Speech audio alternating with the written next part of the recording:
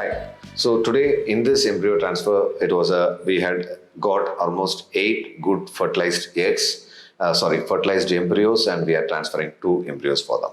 So I will tell you the history of this patient. So regarding the female side, there was not great issues, but regarding the male side, it was a very poor sperm count, and he had bilateral grade 3 varicocele, and his FSH and LH levels are much higher.